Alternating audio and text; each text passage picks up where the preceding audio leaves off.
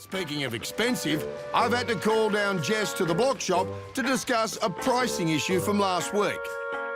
She went big on art to show the judges she has style. Bromley is an incredible, iconic Australian painter. Shut up, Norm, I'm talking about me Bromley, mate. Shut up, mate. Norm, don't ruin it. You're making us look like bogus. Upside down. Careful, careful, careful. There's me Bromley.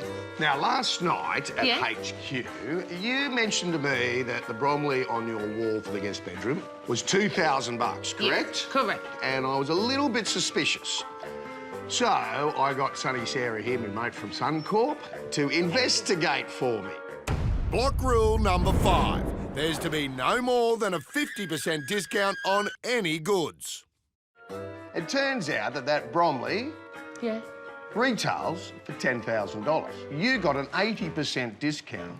We obviously have a maximum of 50% discount to keep it all fair. Fair, absolutely. For everybody else. So you've got two choices. You can either go back to Bromley and give him the money to make up for the 50%, or you can take it back and get something cheaper. Yeah, I'll take it back and get something cheaper. So, we're going to let you off with a warning. Good. But if you do it again, it will be a massive fine out of your budget. Now, on another note... On another note... you looking for a Bromley? I've got one going. I'll sell it to you for $6,000, and that's $4,000 below retail. Yeah, very good. No, thank you. OK, just asking. I thought while I had him, because I know Scotty's pretty good for $1, if I've got to pay $5,000, I'd try and sell it back to Scotty for $6,000 and make an extra $1,000 towards my budget, but he was kind of on to me for that. Yep, not a bad effort.